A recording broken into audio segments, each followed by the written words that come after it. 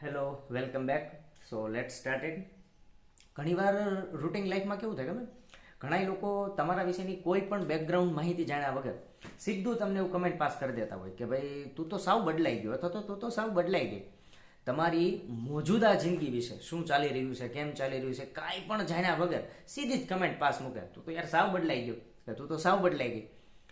આવું જાણ્યા જોયા વગર જ્યારે કોઈ કહે ને ત્યારે સહજતાથી એને એક જવાબ આપી દેવાનો, ભાઈ હા હું બદલાઈ ગયો કે હું બદલાઈ ગઈ. અને હું શું કામ ન બદલું ભાઈ, હું શું કામ ન બદલું.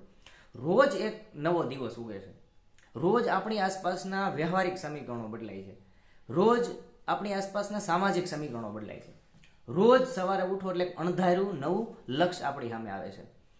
તમે 6 મહિના, વર્ષ દિવસ, 2 વર્ષ પહેલા કોઈને મળ્યા હોય ને આજે ફરી પાછા મળો તો સ્વાભાવિક છે સમજણની એકાદી રેખા તો વિકસી જ ગઈ હોય તમારામાં, તો આ બદલાવ આવવાનો છે. શું કામ ન આવે? રોજ જીવન છે એ તમારી સામે એક નવી ઊંડાઈ લઈને આવે, રોજ જીવનનું એક નવું રહસ્ય તમને સમજાય, રોજ તમારામાં એક ઊંડી સમજણ ઉગે. તો સ્વાભાવિક છે આ બધો બદલાવ તો આવવાનો જ છે. અને સ્વાભાવિક છે કદાચ એ લોકોને આ બદલાવ સમજણ બારો હશે એટલે તમને આસાનીથી કહી દેતા હશે. કદાચ હોઈ શકે એવું કે તમે પહેલાં બહુ ઓછું બોલતા હો, હવે કદાચ ધીમે ધીમે એને ડિપ્લોમેટિક જવાબ દેતા થઈ ગયા હો. પહેલાં કદાચ તમે વધારે પડતા બોલતા હો તો હવે એકદમ શાંત થતા થઈ ગયા હો. હવે તમે કદાચ કોઈની હાયે હા અને નાયે ના નહીં કરતા હો. તો સ્વાભાવિક છે આ બધો જે ચેન્જીસ છે એની સમજણ બારો છે. એ તમને 6 મહિના, વર્ષ દિવસ પહેલાં મળ્યા હતા અને હવે એ જ લોકો ત્યાંના ત્યાં જ છે, તમે આગળ નીકળી ગયા.